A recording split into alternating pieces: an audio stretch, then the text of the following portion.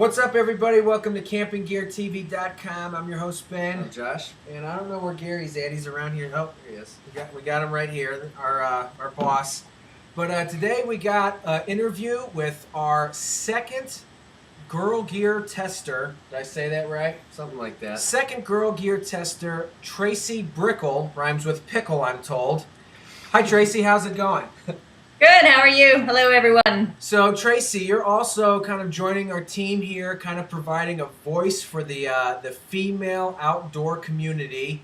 Why don't you tell us a little bit about yourself and what you do outdoors and the types of things you like to be involved in? All right, well, I'm originally from Canada, so I grew up on a farm. I was very outdoorsy growing up and everything, and pretty much my interests have pretty much stayed the same since I was younger. As far as hiking and running and biking and all that kind of stuff. I'm the captain of the Sylvan Sport Adventure Racing team. I have two partners on that team, and I also do a little bit of racing. I help introduce adventure racing to other people who are interested in it, kind of help them through it so they don't feel like they're totally, thrown off their first race. Some people have a tendency to kind of get a little spooked with that kind of stuff, but once, of course, they do their first race, and they're totally hooked. So.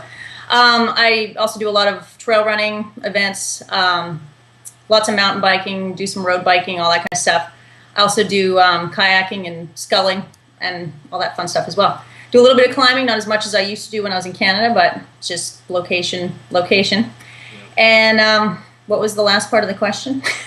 I think that was about it. Yeah. So how did you get involved in adventure racing? Actually, it was a funny story.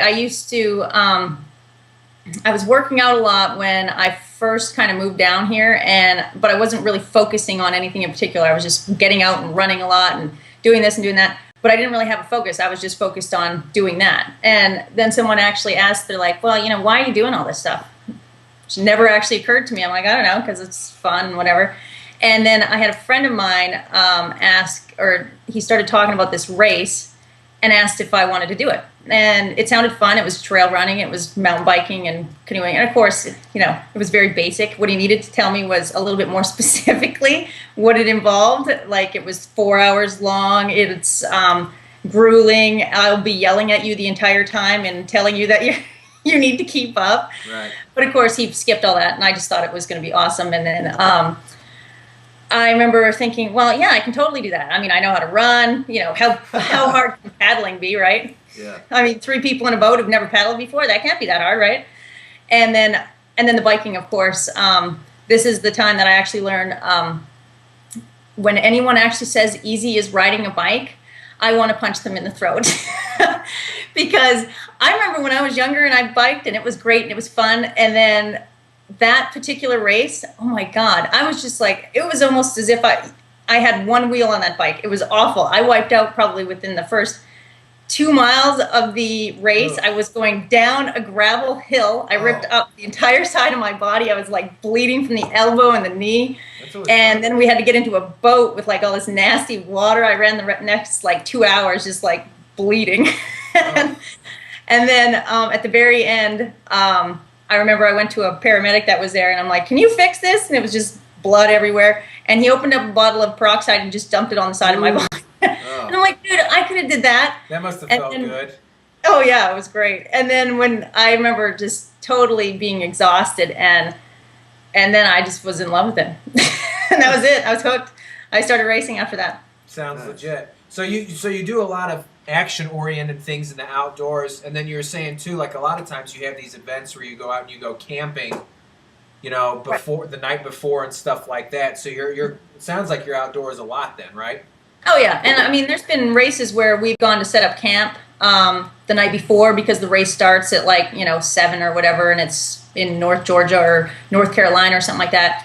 That's where, we kind of got hooked up with the Sylvan Sport Go concept because we've used some of their gear, and they were great, especially for that because it's easy setup and it's nice and clean and, I don't know, quick.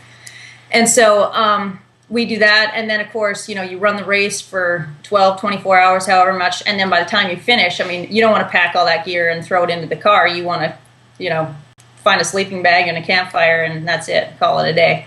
And so it's lots of outdoor that way. Then, of course, the next day you're trudging everything back in and whatnot. But then even on training and stuff like that, we'll go up to North Carolina and bike and then camp and then get up in the morning and bike some more at some of the trails that are up there because they have great camping areas and stuff up there with biking trails. So sounds awesome. Can you think? Yeah. Can you think of anything else? Can I? Yep. No. Okay. Well, there you go.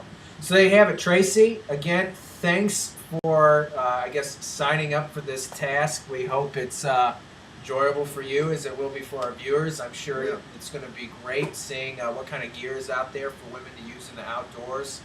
So we look forward to your reviews, and other than that, we will catch you later for CampingGearTV.com.